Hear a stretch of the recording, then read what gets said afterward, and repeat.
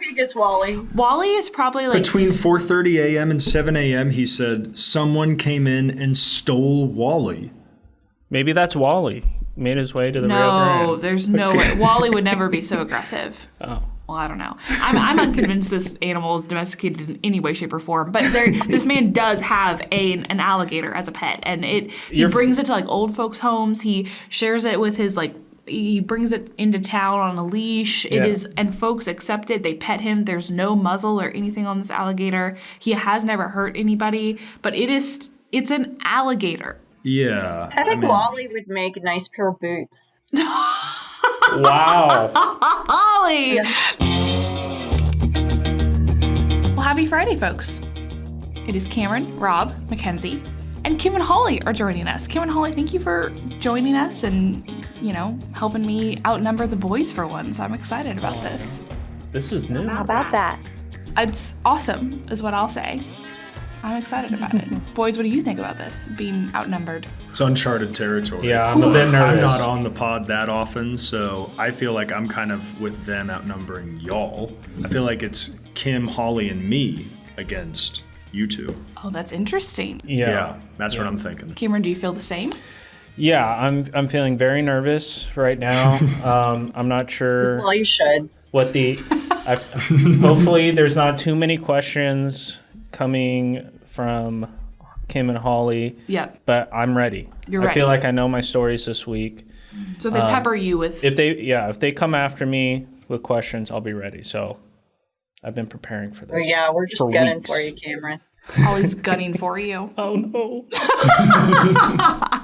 Oh, my gosh. Well, it's been a great week at the Texan, particularly because we celebrated our 5th anniversary. Absolutely. And Holly and Kim, y'all have both been with us for almost the entirety of the 5 years, which is wild. Kim, when did you start with us? August 2019. So quite literally just months after we launched in April of 2019. And Holly, what about you? In April of 2019, I was actually writing some pieces before we even launched. That's so crazy. From the beginning. Oh, it's so awesome. Yeah, I think you and Brad were our first hires in that way, which is awesome, which is so great. Right. But yeah, we celebrated our 5th anniversary. If folks have not already gone to check out our silly little video, they definitely should. It's fun. I'm just sad that I didn't get to be in it with the Nerf guns. I raised 2 boys, and Nerf guns were part of the landscape in my home, and so it looks like a lot of fun. The landscape. That's brilliant. Well, for a while there, back when Daniel was a reporter, he oftentimes, and Isaiah, I believe, would show up in my office, turn the corner, and just start peppering me with Nerf bullets. And I said, guys, you got to realize, I'm game, but I can't be unarmed. So Daniel gave me a little tiny pistol that has 3 bullets. That's the extent to which it can hold ammunition. So I'm at least partially armed. Yeah, no, you need the big one with the big cylinder of 20 Nerf darts. Those are much better. I'll get exactly. Thanks, Holly. I appreciate it. But that's a throwback right there. But we did, for folks who have not seen, we did film a video in the office. Kim and Holly would have provided plenty of additional humor, but we had quite a time. Daniel initially was there like, was no mention of it. Go ahead, Kim. There was no mention of us. We were nameless for a while. Remember, Holly? We were the contract writers. I know. We'll add that to our grievances. Yeah, Isaiah. That's probably why we weren't on the video, because we are just contract writers.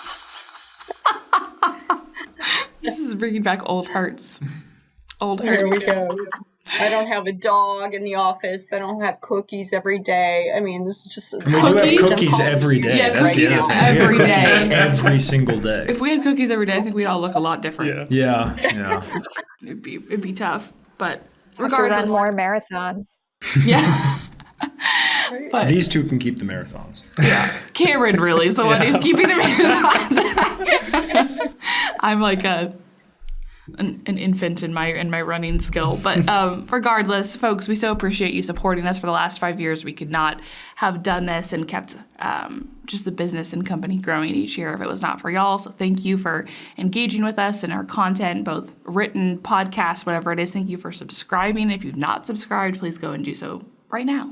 keeps us going. And I think that's something that Connie and I talked about in our interview, is how proud we are that any of the funding for the Texan up until this point has been from either Connie and Phil themselves putting their money where their mouth is and saying, hey, we want to change the media landscape in Texas, or from our subscribers. Like, those are the sole ways that we have been funded, which I think is incredible. Yeah, and because of our subscribers, we've been able to offer all new content offerings. Right? We have new podcasts, new newsletters. And so because of our subscribers, we can keep providing not just the reporting, but additional offerings. Yeah, absolutely. Kind of change and evolve as we grow. So thank you all so much for making that a possibility. On that note, You can always become a patriot. Can always become a patriot. Absolutely. That's exactly right, Kim. Thank you so much for saying that. We can always have more patriots. If you really believe in our mission, you can pay a little extra. Just support the cause. Support the team. Absolutely. Brad always says that it helps him feed his dog. Mm-hmm. And Winston needs a lot of food. I will say I am watching Winston right now while Brad is out of the country, and he eats a lot. But that's because, Mac, your dogs are the size of like small cats. Yes, so my dogs are very small. eating. Yes, they're like 20 and 6 pounds, so they're very small. Whereas Brad's and Winston's not even that big of a dog. He's maybe 40, 45 pounds. But compared to Milo. Compared to Milo, he's a giant, and he eats a lot of food. So please become a Patriot subscriber and help Winston. Right. Don't let Winston starve. That's our new slogan. Well, we're getting rid of things in our freezer right now, which is a really good thing, because Brad brought like a giant bag of frozen food and eggs and rice, like all this stuff to feed Winston. And we would not have been able to, like, we're not at the stage where we have 2 fridges, you know, one in the garage and one in the house. That's not where we are in our lives. Not yet. Not yet. Not yet. So it worked out quite well. You get there. Well, Get there. Yeah. with my husband's appetite alone, we're almost there. So, okay, well, let's go ahead and jump into the news, Cameron, and we're going to start with you. It's been a crazy 2 weeks of protest at UT Austin. We've seen this happen throughout the country, but UT Austin, very close to home here. Yeah. Give us the latest on what's going on. Yeah, so last week, me and Brad actually did a bit of a deep dive on what's been going on. We talked about all the arrests and the student protests that have been going down at UT Austin. That's on the Send Me Some Stuff podcast. But the latest that has come up is actually over 500 faculty have signed on to a letter of no confidence in the university president. That's Jay Hartzell. And I came across this when the American Association of University Professors stated that the letter included this over 500 signatures was actually sent to the UT Faculty Council on Monday. And so they are actually going to be having an upcoming meeting where this issue will be addressed. So we'll see if anything comes to fruition because of this no confidence letter. But we've continued to see protests and attempts at what protesters are saying is an occupation of the South Lawn. Continue to see police intervene and attempt to break it up. And a lot of the chants that have come from the protester and a lot of their demands that they voiced is in regard to what they say is UT and their investment in the state of Israel. And so thought to myself, brought this up to Mackenzie this week and said, is there any validity to these claims? So we sort of dug into this a little bit. What I found is, I'll provide some background here first, is the UT Austin budget for the 2023-2024 year is just over $3.9 billion, of which more than $600 million comes from grants and contracts, $400 million from gifts, and $730 million from tuition. So that's a bit how the budget is broken up.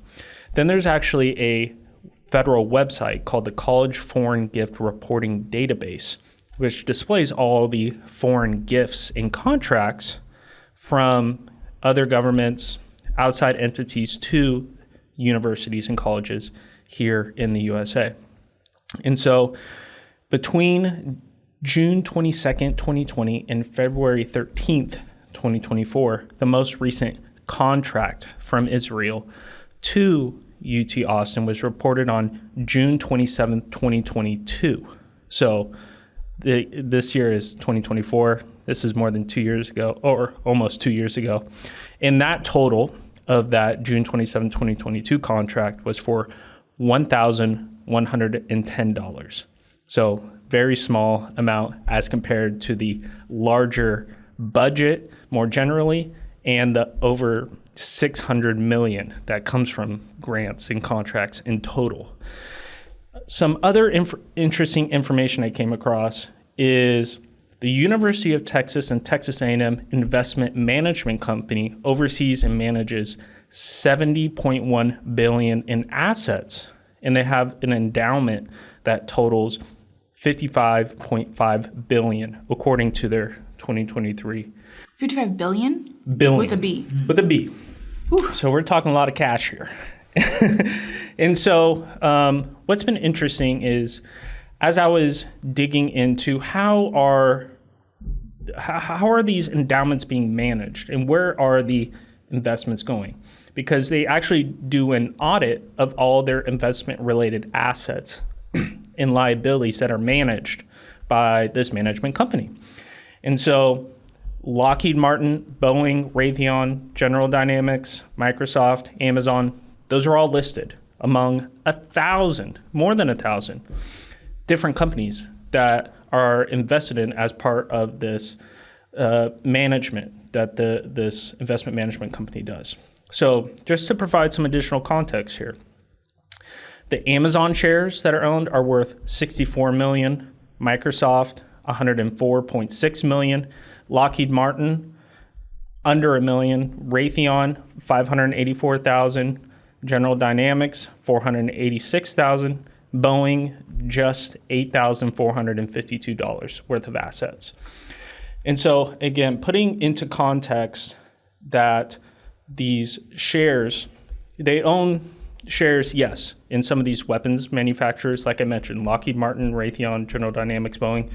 But as it relates to this huge amount that they have in their endowment, the almost $60 billion and the investments that total almost $75 billion, it's fractions of percents. And so it's important to put that into context when the protesters are chanting out that they need to divest from Israel, or how America might be somehow one step or two steps away from sending weapons to Israel, providing funding for this war. Again, it's fractions of a percent in terms of how large this endowment investment company is managing their assets.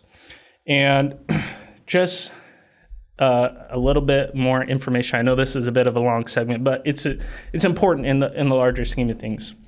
It's kind of a big deal right now, so it makes sense. So I came across two Israeli companies that were also listed as investments. There was a cybersecurity company called Checkpoint Software that they had investments in that are valued at $9.2 million. And then Teva Pharmaceutical, which was valued at $101,000. So again, a fraction of the multi-billion-dollar worth of investments that this fund is managing. And so that's the background on some of the chants and the divestment rhetoric that has been profited offered by the protesters. And we continue, though, to see talks about the coordination of these protests and what's really the background of how are they so organized, really. And so we actually saw a statement come from UT Austin where they said following Monday's protests that, quote, weapons have been confiscated in the form of guns, buckets of rocks, bricks, steel-enforced wood planks, mallets, and chains. And the statement goes on to explain that staff has faced physical assaults. Police officers have been headbutted, struck with horse manure. I saw that come up on my timeline as well. I was like, that's crazy. And police vehicles have been subject to slashed tires. So some aggressive action from the protesters here, and being reiterated by UT Austin, essentially them offering a reason why the response has been what it was. And in terms of the arrests that have occurred, we've seen over 79 arrests. But what was interesting is a majority, or I don't know, it was 45 of them were not students at UT Austin. So just an interesting tidbit there is that the individuals who are being arrested at these protests are not affiliated with the university. And so some other outlets like the New York Post and Wall Street Journal, they have claimed that these protest agitators are actually receiving funding from George Soros-connected nonprofits, such as his Open Societies Foundation. So again, George Soros making his way into the news with these protests. I did try to dig into that as well and found Snopes essentially casting some doubt on those claims being made by the Post and the Wall Street Journal, saying that the money that was sent from George Soros-connected nonprofits was sent between 2016 and 2022. So more than a year before the protesting began. But there is an established connection between the nonprofits and some of these agitators at the protests. So just all that together, just important context for people to understand when you're viewing these protests. There's a percentage of these people that are not connected to the universities, and they've been using aggressive tactics, as explained by UT Austin in that statement. And when you're hearing chants about divestment from Israel, it's fractions of a percent of the endowment that is invested in companies that are connected with Israel. So it's layers upon layers of information, but good context that people are trying to navigate through, and they feel like they have to take a side on the issue one way or another. But it really takes a nuanced deep dive to understand the full wide context of what's going on. So hopefully that provides some insight for people. Absolutely. And I'd say, folks, I mean, Cameron covered like 3 different articles in that segment. So definitely go and read his coverage of the Texan to get more insight. And if people are still wanting more coverage, more information on this stuff, I've been writing about it for weeks now in my redacted newsletters, providing why are the geopolitical conflicts arising right now, and what is causing young people to seek out causes. I dive into all the different nuances. Yeah, absolutely. Yeah, especially in terms of the violence that is occurring on these campuses. It is very shocking to people, but there is a history to it as well. And so I wanted to provide some information for people to understand, like, young people are seeking out causes because essentially right now there's a lot of information. I know I'm going off on a bit of a tangent, but there's a loneliness epidemic. There's people consuming social media at rates that are unprecedented. And so the way they're essentially isolated from reality and then getting sides of a story that are not maybe manipulated, but heightened to a level to elicit certain emotional reactions, you can almost see how the downstream effects of on-campus violence is going to be a result of that. And so I tried to provide some information for people if they want to check that out. It's on the redacted newsletter. Subscribe and you'll get it in your inbox. Subscribe and you can access it on our website. The moral of the story, subscribe. Subscribe. There you go. Become a Patriot subscriber. Yeah.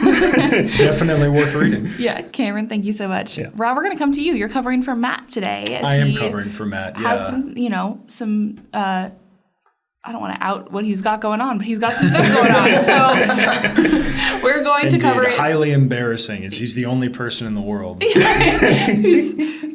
Exactly. Had his wisdom teeth removed. There you go. Yeah, it's really not a big deal. But let's have you cover his stories this week. So 2 members of Texas's congressional delegation sent a letter over a water treaty in Mexico. Who are those members and what is the treaty? So 2 weeks ago, on April 19th, Representatives Monica De La Cruz and Jody Arrington issued a joint letter to U.S. Trade Representative Catherine Tai. The letter asked for a meeting to discuss the ongoing water shortage in South Texas and argued that Mexico has failed to uphold its side of a water treaty with the United States. that being the 1944 Utilization of the Waters of the Colorado and Tijuana Rivers and of the Rio Grande Treaty. I guess ink was free back then. We're going to write all this stuff out. With the way printer ink costs now, nobody would say something like that. But the treaty requires Mexico to send 350,000 acre-feet of water every year to the U.S. over a 5-year cycle. However, according to the letter, Mexico has often been late in providing the water over the last 30 years, and at this point, in the current 5-year cycle, it owes 750,000 acre-feet, the most it has ever owed at this point in the 5-year cycle. So how does this affect Texas? So South Texas, says the representatives, is currently facing drought conditions, and they argue that Mexico's refusal to provide the water is only making the situation worse. Water is very important to the region for agriculture. Texas, for example, exported $7.3 billion worth of agriculture products last year. De la Cruz also noted that recently the last operating sugar mill in Texas closed down, resulting in a loss of 500 jobs. So that's not so sweet. That's not so sweet. All of this comes actually after a group of 11 state lawmakers, led by Representative Terry Canales, sent a letter to the Biden administration earlier this month asking for help in addressing the ongoing water crisis and Mexico not sending the water that it is supposed to send. So yeah, definitely go read Matt's coverage with Absolutely. Rob's editing prowess involved as well. That's news. It's good, yeah. I know we need to keep moving, but I just want to mention we talked about this a couple weeks ago on a podcast, and one of the things I was interested in is who's managing the negotiations between the United States and Mexico, and we found out there's actually an international body that manages water systems. Yeah. And so I think it'll be interesting. It's something I might dig into is who are these people on this board managing these negotiations, because obviously internationally these are appointed individuals. Mm-hmm. So it could be interesting to look into who these people are. Oh yeah, so. For sure. No, it's a very bureaucratic name of a body too. We'll have to look it up. Cameron, we're going to come to you here. Following changes to Title IX, state elected officials are urging the Texas Education Agency to ignore the rule. Tell us what's going on. Yeah, just for some context real quick, Title IX is a federal program that instructs educational institutions that receive federal funds from the Department of Education to carry out their educational programs, quote, in a non-discriminatory manner free of discrimination based on sex, including sexual orientation and gender identity. Included in the issues of Title IX are athletics, financial assistance programs, admissions, recruitment, and sex-based harassment investigations. What this new rule, coming from the Biden administration and the U.S. Department of Education, includes how federal civil rights law protects, quote, discrimination based on sex stereotypes, sexual orientation, gender identity, and sex characteristics. And a key provision in the rule change now, quote, recognizes that preventing a person from participating in a recipient's educational program or activity consistent with their gender identity subjects that person to more than de minimis harm. So the emphasis on not only sex stereotypes, but gender identity has sort of raised eyebrows among Texas elected officials, especially someone like Governor Greg Abbott, who actually issued a letter to President Biden saying, quote, Texas will not adhere to the new rules. Interesting there. And also, Rep. Briscoe Cain penned a letter to the TEA Commissioner, Mike Morath, and he said he was going to be calling on Mike Morath to promptly direct all superintendents in Texas to ignore the proposed changes to Title IX. We also saw the Texas Freedom Caucus issue a similar letter to Mike Morath saying they were going to urge him to instruct all superintendents to disregard the proposed alterations. And then again, Kim Paxton has sued the Biden administration and the Department of Education over these Title IX rule changes. So Texas elected officials pushing back against the Biden administration, especially when it comes to these Title IX rule changes, as it is explicitly changing how they are identifying gender identity and how schools that receive federal funding are going to be managing that. So just some interesting developments there in terms of the Title IX rule change. Absolutely. Cameron, thank you. Kim, we are coming to you. Recently, the city of Fort Worth canceled an event related to a hot topic we've seen in the legislature and otherwise talked about in Texas here for many years now, gender transition. Tell us what happened.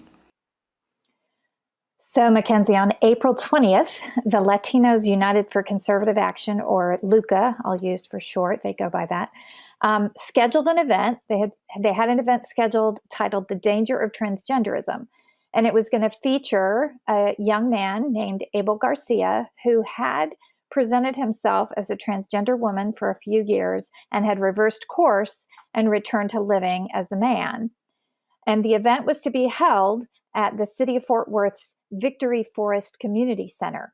The LUCA had applied to use the center, had been approved, had paid the deposit weeks in advance. Everything was ready to go. They'd been advertising it.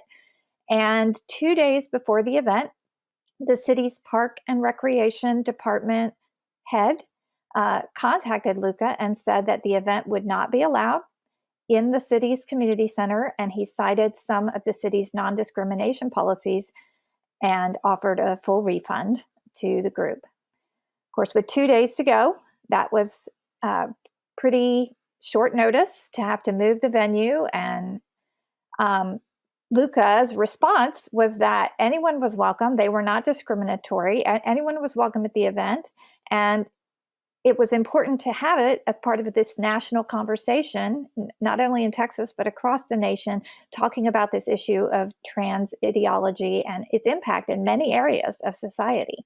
Absolutely. So then what did city officials have to say? Did they weigh in about that decision? So the Texan was provided a statement that Fort Worth Mayor Maddie Parker made in response to an inquiry by a Republican precinct chair who asked her about the issue. And she said she disagreed with the decision and had made her disagreement clear to city management. She cited First Amendment free speech concerns being implicated. And she said she had asked the city management to revisit the decision and the policies that led to the decision because she felt like they were unclear and had led to a bad decision.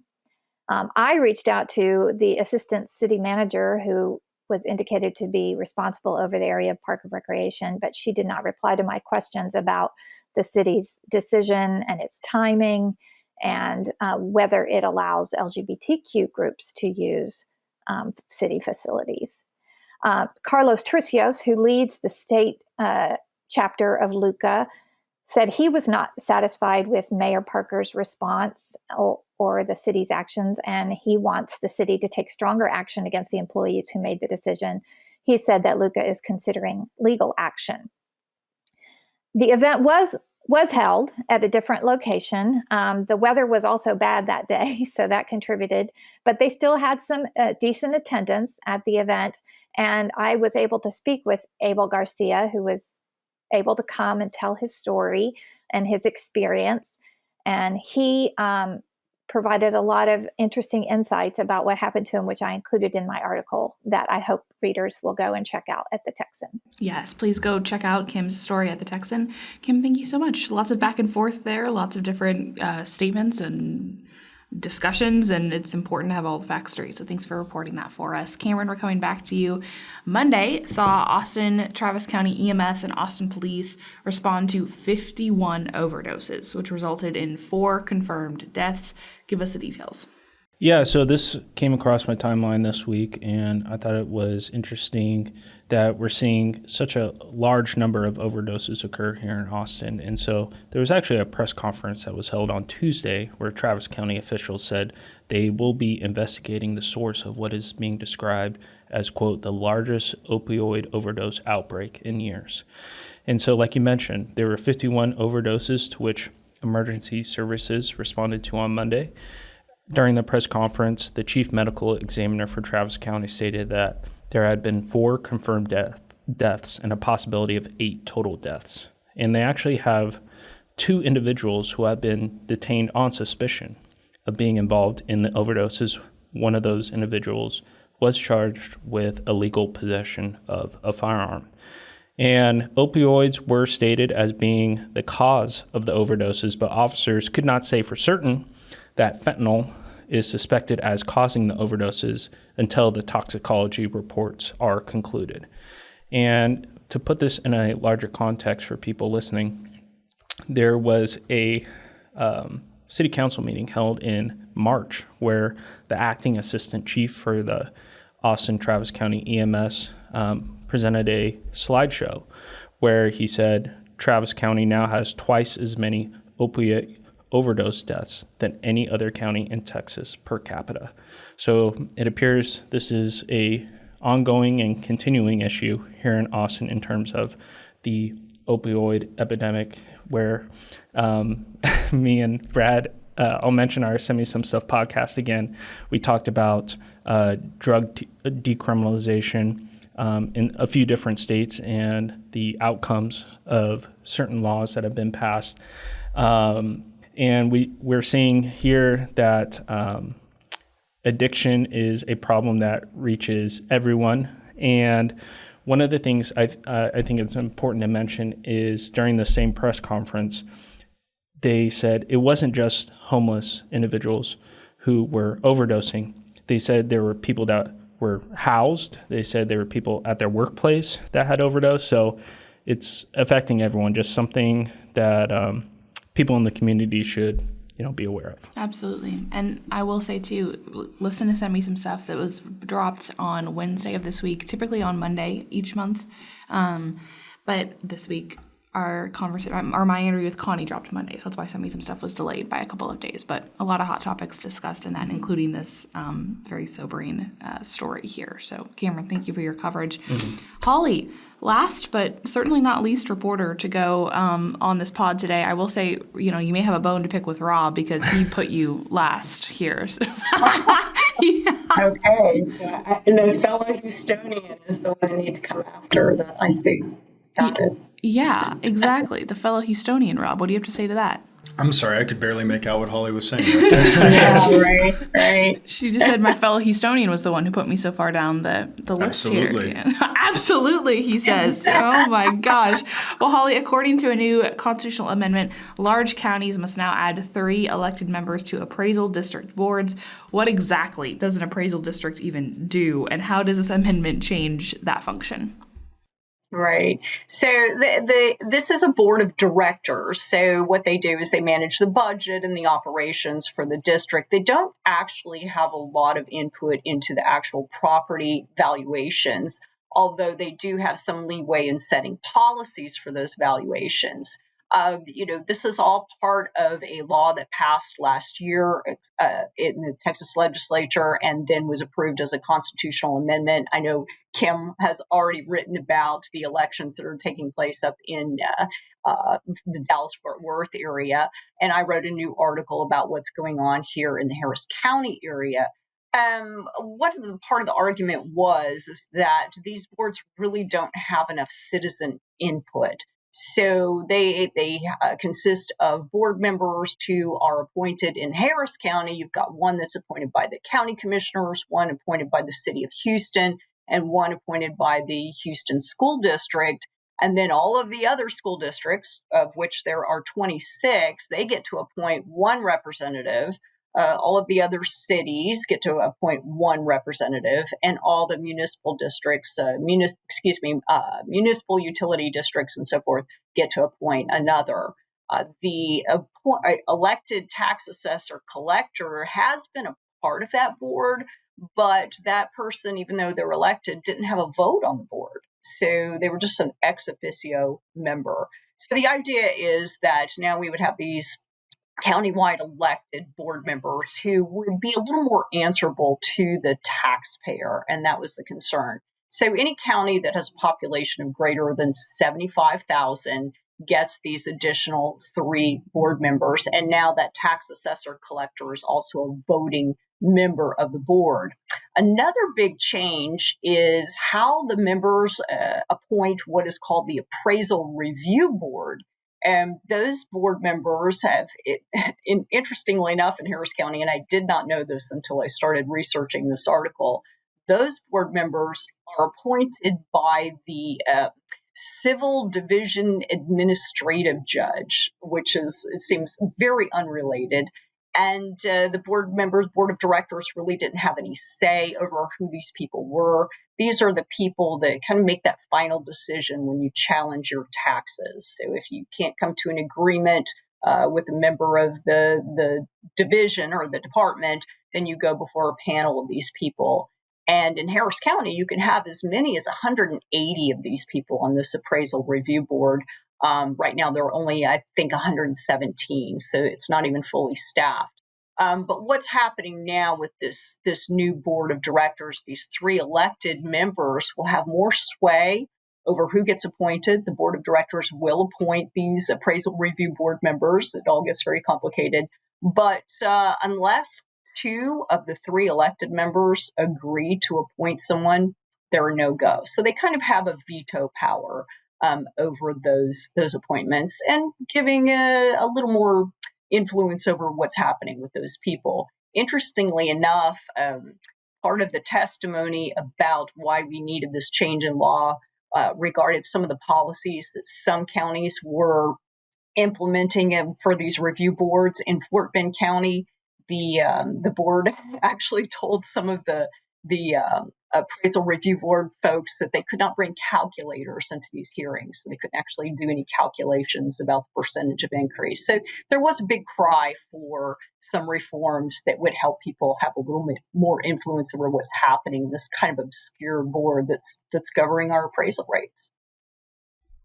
Absolutely. And definitely, I would say too, folks, this is an issue that Holly has covered for many moons now. So go and read her past coverage, make sure that you're up to speed on what's going on, because there's a lot to understand here generally, and legislation always, when it is enacted, shakes it up a little bit here. So Holly, has there been much interest in the ongoing elections for these board positions? Unfortunately, no. In Harris County, which is the most populous county in the state, there's only been a voter turnout of about 1.3%, so a very small turnout percentage, although we did have a lot of candidates file for these 3 open positions. We've seen some partisan groups weighed in. Both the Democrat and Republican parties have made endorsements in these races, and to the positions, there are actually 5 candidates vying for that slot. So it is hotly contested. But in other counties, we've seen a lot less interest. In Galveston County, for example, they canceled the elections because they only had 1 person file for each of the open positions. So it's kind of mixed. And to be fair, it's a May election. It typically has very low turnout. These first candidates who win these elections will only serve a shortened term, and there'll be another round of elections in just 2 years. There you go. Holly, thank you so much for your coverage, as always. Kim, we are coming back to you. Another beat that Kim has covered extensively here at the Texan. Cities across the state have been adopting sanctuary city for the unborn ordinances. This movement almost goes as far back as our launch at the Texan here. What is the status of the effort in Amarillo? Well, Mackenzie, as you mentioned, over 50 cities and several counties across Texas have adopted these kinds of ordinances outlawing abortion from conception. And they also include a provision outlawing what they call abortion trafficking, which is transporting someone through the city or county for the purpose of getting an abortion. So the residents of Amarillo some residents of Amarillo have been trying to get the city council to adopt one of these ordinances since 2021. And there was a newly elected city council this past year, and they've been working on it some, had some discussions, had a work session about it, but still hadn't adopted it. So on December 29th, some citizens undertook an effort to initiate the city ordinance being voted on to push the issue along. And last Thursday, they turned in over 10,000 signatures on petitions urging the city council to adopt the ordinance protecting unborn children. They had a minimum requirement of 5,761. So they tried to safely get enough signatures over that amount in case some of them aren't valid or aren't registered voters. I spoke to one citizen volunteer, Robin Ross, who's helped with the petition drive. She's personally invested in the effort because she told me that she survived a failed abortion attempt by her mother. And so she's really committed to this cause. And she hopes the city council will go ahead and adopt the measure based on the signatures. It has to vote on the measure according to the city's charter. But if it doesn't adopt it, then the measure will go before the voters in November.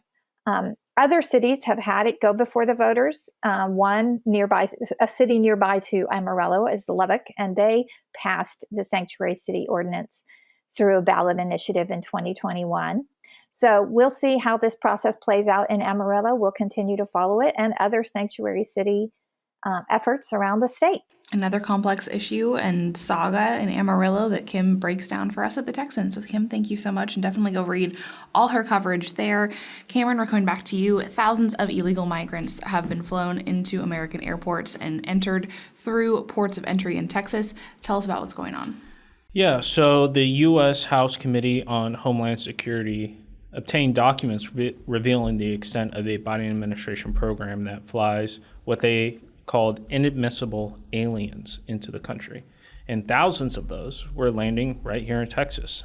In the statement that was posted on Tuesday, the committee said that, quote, more than 400,000 inadmissible aliens have been processed at over 50 airport locations through this new Biden administration program.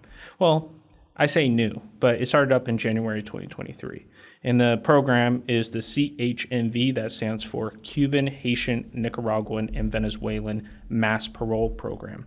And so between January and August 2023, Houston had 7,923 individuals flown into a port of entry. Dallas received 2,256, and Austin saw 171. And like I mentioned, the program started up in January 2023. There was a statement from the Biden administration at that time announcing the, quote, new border enforcement actions, where it stated DHS is a significant scaling up its air and ground transportation capabilities to quickly remove migrants when warranted or transport migrants to less congested border sectors for further immigration enforcement proceedings. And this was first brought to my attention just about a month ago.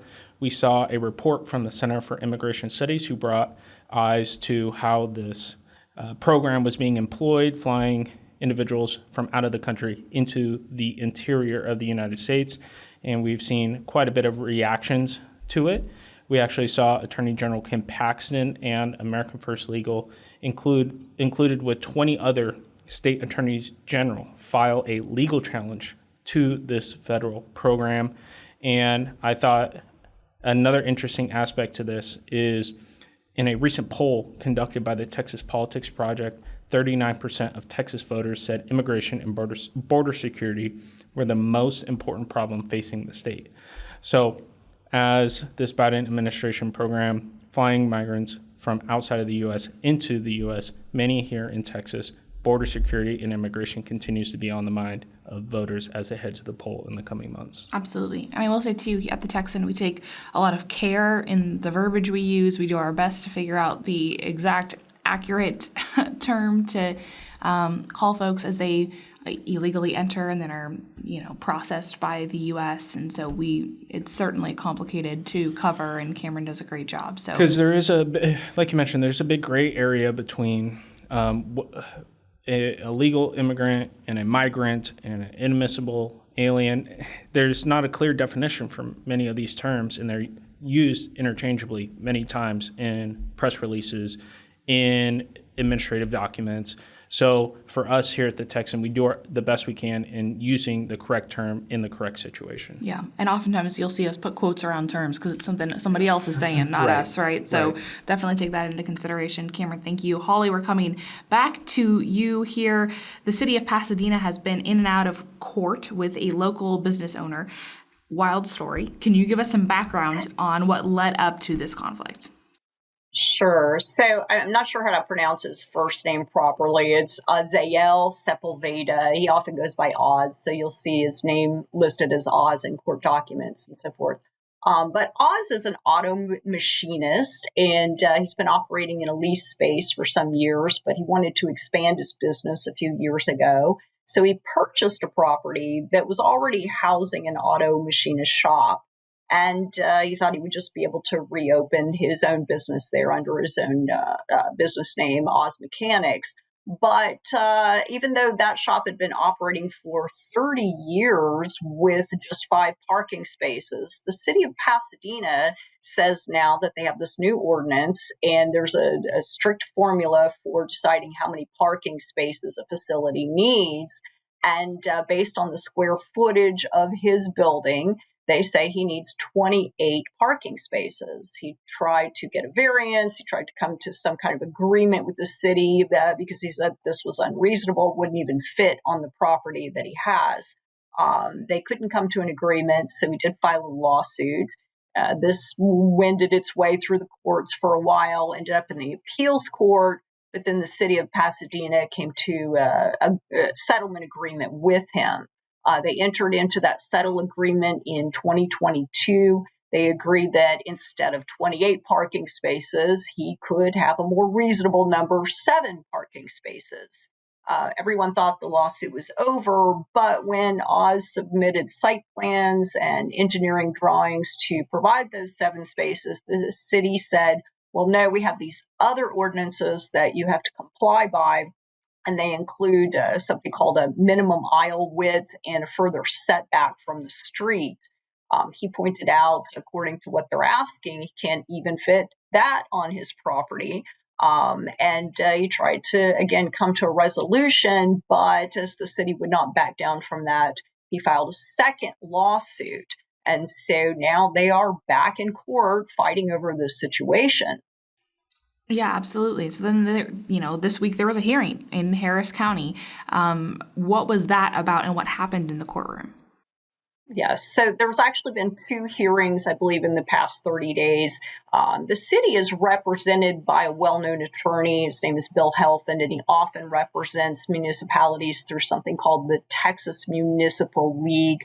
They are a taxpayer-funded organization.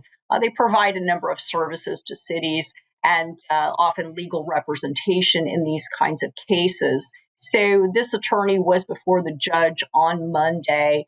And what the city is arguing now is that they have immunity in this new lawsuit that alleges a breach of the settlement agreement. Judge Bo Miller of Harris County took a pretty dim view of that argument.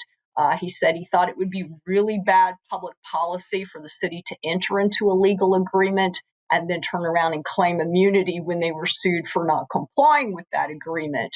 Sepulveda is represented pro bono by a group called the Institute of Justice or For Justice. They're a nonprofit that takes on cases defending property rights. Most recently and notably, they won a case against the state of Texas before the Supreme Court in a 9-0 decision that regarded those ranchers in the DeVilliers case whose land was flooded by actions taken by TxDOT that created a dam and ruined their property.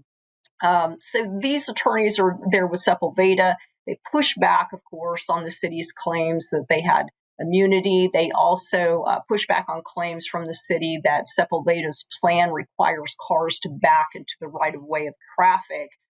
They noted that there is land there for the cars to back out without pulling into traffic.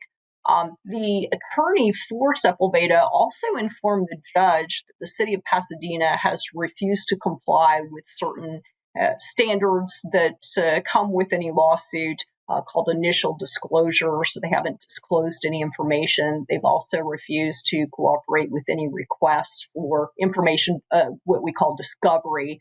And the judge contemplated perhaps issuing an order for them to compel them to cooperate. But the attorney for the city said the judge couldn't do that because there is a pending claim of immunity asking to dismiss the whole lawsuit. The attorney also told Judge Miller that he couldn't even order them to meet and confer and try to come to a resolution of the property outside the court. And at the close of the hearing, Judge Miller seemed pretty frustrated with the situation and what the city was asking for.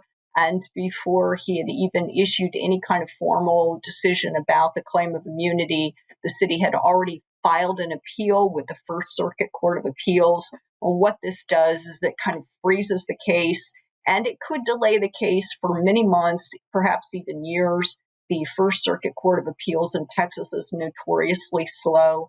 So it could be quite a long time before this is resolved. In the meantime, Sepulveda has to continue to pay rent on the property he leases for his business and the utilities there, and that's at a cost of about $1,500 a month.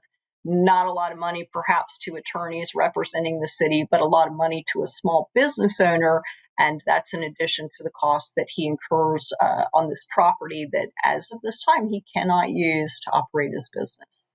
This feels like something that you might find to be the perfect script for some sort of movie down the line, right? Right. I think this writes itself. And there are parallels with some of the other cities that I've seen in Southeast Texas, where I do a lot of coverage. There's parallels with the city of Kemah, which uses the same attorney through the Texas Municipal League to defend them in multiple lawsuits that are pending against the city. Often those, at least one other right now, is also tied up under appeal before that First Circuit Court of Appeals. So it could be a very long time for those waiting for some sort of resolution to get a decision out of the court. Absolutely. Holly, and thank you for your diligence in covering that. We appreciate it. Rob, I almost called you Matt because it's Matt's story, but we're coming back to you. It's Matt's story, but I'm doing it today. That's exactly right. A state law passed last year created a new grant program for smaller Texas counties to assist in rural law enforcement. This is something we heard a lot about last legislative session. The lieutenant governor talked a lot about it leading up to the legislative session as well. How is that going? So, Senate Bill 2 by Senator Drew Springer, which, as you noted, was one of Lieutenant Governor Dan Patrick's legislative priorities last year, created a grant program for rural law enforcement in counties and jurisdictions with fewer than 300,000 people. So we say smaller counties, but that includes 236 out of 254 counties in Texas. So almost all of them. Those are all counties are eligible for this grant program. And according to Comptroller Glenn Hagar, his office has received over 500 applications and has already dispersed $126 million. So Hagar said regarding the program that it will help law enforcement in jurisdictions also that have, quote, defunded the police. So it seems to be going well. Yeah. For the purposes of the program, yeah. How much money does the program have? So the legislature appropriated $300 million for fiscal year 2024 and fiscal year 2025. It also sets rules on how law enforcement agencies can spend that money, though. To quote Matt directly from his article, because he put it better than I could, sheriffs are eligible for between $250,000 and $500,000 in grant funding, depending on county population. They may also use it for supplementing salaries and purchasing new equipment, but must prioritize salary requirements for deputies who conduct traffic stops and jailers. And is it too late to apply to the program? Yes, it is. Boom. For this fiscal year. For fiscal year 2024, it's closed for right now, but applications will be accepted in the application window for fiscal year 2025, which of course begins on October 1st, 2024 for some reason, but that'll be when that goes. So it's not too late for next year. But it's too late for this year. It is too late for this year, yeah. We're already what is that now? If we're in May, more than halfway through the fiscal year, I think. So we'll put it on our calendar. Absolutely. Mark it. Well, Rob, thank you. You're very welcome. Well done covering Matt's stories today. Thank you very much, yeah. Getting your wisdom teeth out is not that much fun. No, it's really not. I feel like it would be very difficult to talk on a podcast. It would be almost impossible. Even if you were entertaining, though. It would be entertaining. The funny thing is you could do two recordings, one where you're still loopy on laughing gas, and then one after where your jaw is still kind of wired shut. So that was, Has everyone got their... I don't know why we're going into dental history now, but I don't have my wisdom teeth out. They grew in perfectly, which is really... I still had to have braces. La-di-da. No, my teeth were crooked. I didn't have braces, but my wisdom teeth, for some reason, decided to cooperate. So, well, there you go. I still have my wisdom teeth, too. Yeah. I do, too. Okay. Really? Yeah. Am I the only one who's had his wisdom teeth out? I'm a little bit older, and it's a problem. Yes, and that's what I think. Like, I just went to the dentist last week, and it was a new dentist. And they were like, "You still have your wisdom teeth?" And I'm like, "Is this bad? Like, what's the deal?" But they seemed, as long as it doesn't bother you, I think it's fine. Yeah. I had mine out, but not the way everyone gets them out now. I didn't have a nice oral surgeon experience. My dentist I was awake and Oof. It was not I- good. Yeah, That does Brutal. not sound fun. No. I'll years warn you, ago. if I could go back in time, I'd have mine out when I was young, but it's too much to do now. So Cameron, we're out of luck. Sounds like. I'm keeping them. Yeah. I have an emotional attachment to them now. Got it. So there's no way. Yeah. You need to keep your wisdom teeth since you have so little wisdom to begin with. Exactly. Yeah. It's true. Well, now I feel better now that we've shared our dental trials and tribulations for bringing up Matt's. This is incredibly personal, and I don't know. I feel a little exposed right now. Holly, I understand, and I realize that I'm now making all y'all make up for my transgression of just telling everyone that Matt got his wisdom teeth out and airing out his medical history. So, I got to eat as much ice cream as I wanted to after I got my wisdom teeth out because it's hard to eat food when your jaw feels like you can barely open it. But so I did get to eat a good amount of ice cream. Had to take these teensy tiny little bites because I couldn't open my your jaw. mouth. Yeah. So I had to take a teensy little bite, let it melt on my tongue, and then keep doing that over and over again. that's wild. It was So when this comes out, I'll be at the oral surgeon's office with my daughter tomorrow getting her wisdom teeth out. No way. Oh, that's fun. there That you go. is- Get her some ice cream. It's just a week for dental things. She's allergic to milk. She can't have ice cream. I'll make her smoothies that she can have. There you But no go. straws. You can't drink from a straw because it'll pull. Right, Yep. right. You can't do that. Oh man, it's like little spoon-fed smoothies or Yeah. It's not fun. fun. Oh great. Well, good luck to Felicity, Kim. It's going to be delightful. I'm sure she'll be so excited to have her. Yeah. As a kid, you want them out because you get ice cream, but in hindsight, in reality, it's just a debacle. It's no fun. So It's a whole debacle. it's a whole debacle. Well, let's move on to our treatery section here, folks. We have all sorts. I'm looking at the list here. We have some fun things to discuss. So, Cameron, why don't we start with you? If we're going to start with fun ones, Yours is not necessarily the most fun. Mine is just to touch on the subject that the U.S. House passed the Anti-Semitism Awareness Act of 2023, and they passed it by a vote of 320 to 91. We'll have an article up on the Texan website by the time our podcast is published as well, but I'll just provide the reactions that some online commentators, I didn't include that in the article. I more focused on the policy and more of the policy-related groups that have reacted to it. But people such as Charlie Kirk of Turning Point, or it seemed like all the Daily Wire crew, Matt Walsh, Michael Knowles, even Ben Shapiro, had voiced opposition to this new piece of legislation. And the main part of it is because it would seek to establish the International Holocaust Remembrance Alliance definition of anti-Semitism as a standard for the Department of Education. And again, I'll point people to one of my newsletters that I wrote a few weeks ago about Abbott's executive order, that it also included this same definition in some of the issues that people had brought up about it. So people are interested. We'll have an article up on the site, and if you want a deeper dive into it, check out Redacted. That's exactly right. Speaking of newsletters, Kim, why don't we go to you? What do you have for our tweetery this week? Shameless plug, because I'm not on Twitter. So I wanted to encourage people, subscribe to the Texan. I have been having so much fun discovering good news to share from around the state. And I've written 2 Bluebonnet bulletins with stories of just ordinary people doing really cool things. And I'm actually going to an interview this afternoon for my 3rd version of the Bluebonnet Bulletin, which I hope will also be inspiring and encouraging for people to read. So check them out. It's a lot of fun to read about. I try to focus on, really just ordinary people so that people can feel like I could make a difference in the world. So there you go. It's awesome. And I said this before on the podcast. I've said it in my newsletter. I've said it everywhere.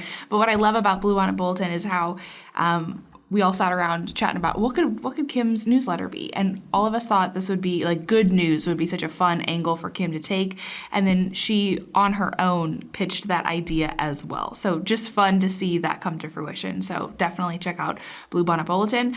I will plug also monthly newsletters. Rob's Precedented Times is out as of this podcast being out, and Holly will have her Ripples newsletter out in just a week and a half, 2 weeks, something like that. I was 2 about weeks. to plug my newsletter, and now you've just done it for me. Sorry, Rob. I didn't mean to do that. I didn't mean to steal your thunder so blatantly. That was a bummer. I apologize. I appreciate your apology. Thank you. I accept it. I just keep making. As a fellow history major, historian. I love Rob's newsletter. Thank you very much. Thank you. I think you're going to like the tweetery we have today as well. Well, why don't we go into that, Rob? What's your tweet? I think that's an excellent idea. Yeah. So I think it was Cameron who put me on. Absolutely. I think it was Cameron who put me on to this earlier this week, but there was a woman in Austin, Texas, who this week purchased for $34.99 a genuine Roman bust of Sextus Pompey, the son of Pompey the Great. According to CNN, is it Pompey or Pompey? What? Pompey or Pompey? I mean, either one. Okay. The Latin is like Pompeius, I said but in Pompey, English it and just then turns into he said Pompey. Pompey. So then, So then I was like, I think I said it wrong. Tomato, okay, yeah. Okay. But yeah, so it appears that a soldier, U.S. soldier in Germany after World War II, like looted this bust and brought it home, and then possibly his relatives sold it or donated it to Goodwill and gave it away. So this woman in Austin bought it, and yeah, it's a 2,000-year-old Roman marble bust. And there's this great picture of she's like buckled it in her car, like she has like a buckle over the neck. It's fantastic. For $35. $34.99. That's like an Antiques Roadshow, totally. Yeah, 100%. Is she going to be allowed to keep it though? I mean, are they going to trace it back? No, it's been returned. And I was going to say. Yeah, no, it was. It was done in 2018 is when it was bought, and then it's now it's now in a museum and it's about to be shipped back to Germany. Okay. So this month is what's happening. My question is, she's giving it back. Yeah. Does she get a refund of her $34.99? That's a really good question. I think she'd have to take that up with Goodwill. Yeah, I think that's a Goodwill problem. Yeah, although absolutely. I would also, if I were her, be like, hey, I've contributed to the historic narrative of the world. Yeah. So I'll eat the $35. Absolutely. Could be a tax deduction in there somewhere. That would be pretty good, honestly. Is it a write-off? Looking for write-off. Yeah, all about a write-off always. There's also two other interesting historical bits that I have for today as we're recording this on May 2nd. Today is the day that the Nazi German forces surrendered in both Berlin and Italy in World War II, 6 days before VE Day, which is the day that the war officially came to an end in Europe. So that's a big deal. 1945, the fall of Berlin. And also on today, May 2nd, 2011, was the day that the U.S. Finally got Osama bin Laden. So, wow. Yeah, so it's a big historical day, honestly. Was that 2011? That was 2011. Wow. Okay, that's wild to think about. For some reason, it feels so much, I don't know, longer. And who made the first announcement that we got Osama? Does it seem like it was longer ago to you, Mackenzie? Who? It feels like it's the wrestler. Mike Cena. Oh, that's so John interesting. Cena? Or John Cena. I was like, who John are you Cena. talking about? There are two conversations happening right now. I'm not certain if I have. I was relatively young when this all came out, so I'll send you this offline. Thank you. Yeah. Thank you.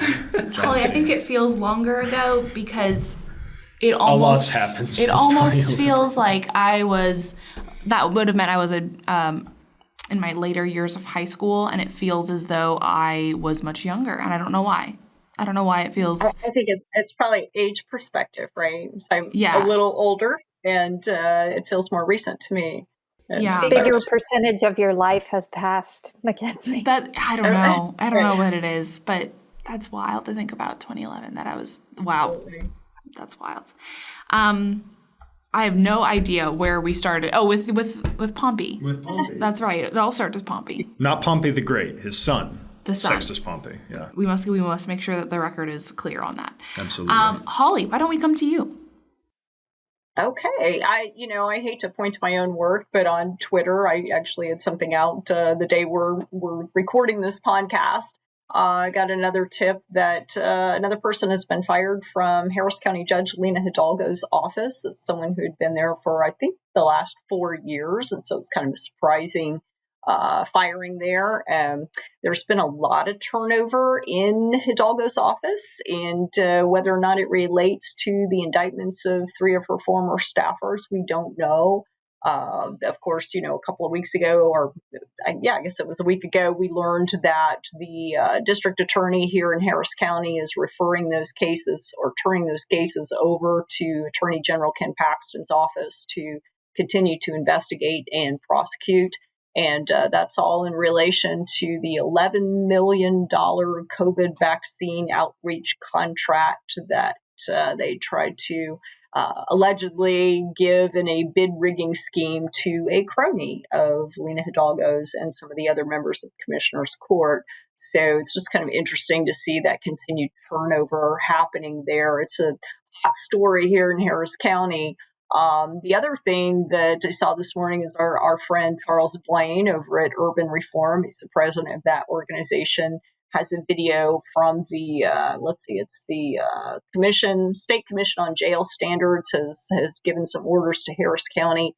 They've had ongoing difficulty at the jail here, and there's actually multiple buildings that encompass the jail population, but it's been sadly understaffed. There's been a lot of violence in the jail, a lot of uncontrolled situations there, and it looks like the State Commission is ordering the county to cap the inmate population. That means they're going to have to send more inmates to other facilities.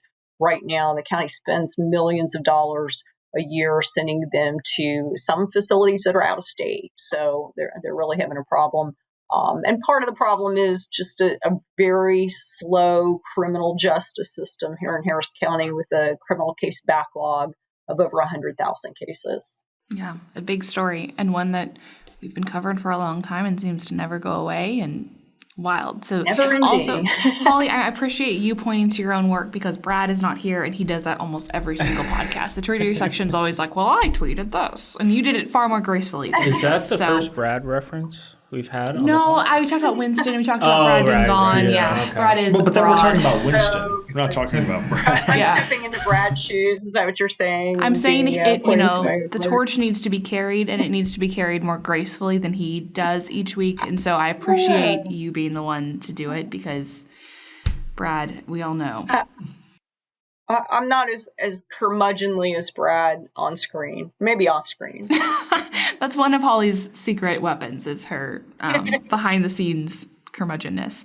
Real fast, my favorite thing I saw on Twitter this week is, of course, the alligator in the Rio Grande. I can't not think about this. I think about it multiple times a day. It is wild to think about. If you've listened to this podcast for months, you've heard me talk about any sort of crocodilia family member. I really enjoy the just learning about them and finding out. I think folks often forget that there are alligators in Texas. And this video that went pretty viral this week, this video has almost 1 million, or right around 1 million views.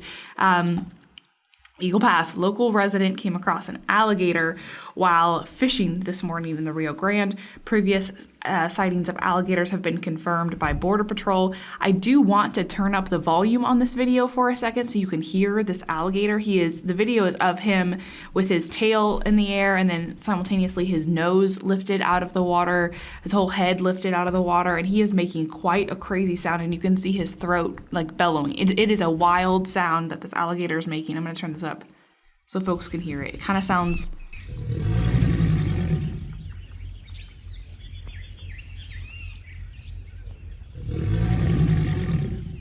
That's just like a Jurassic Park sound it's effect. literally I don't believe that. prehistoric sounding, which is appropriate considering it's a giant reptile. I know you find them fascinating, but having grown up in Florida, I find it horrifying. I couldn't hear the recording that you played, but I've heard them plenty of times. I absolutely hate alligators. Which Hate makes so them. much more sense if you grow up in a place where they're as plentiful gosh, as like horrible. field mice, right? I mean, they are everywhere in Florida. Yes, and they're scary, and they'll eat your dog or your kid or, Yes. whoever's They're terrifying. unguarded, and there's a lot of them, and they're pretty scary creatures. So I can't stand them. I still sometimes have nightmares about them. Oh. They're just, Well, on the other side of the scary monsters that you guys are talking about, something that came across my timeline Oh dear. this week was actually an AP story.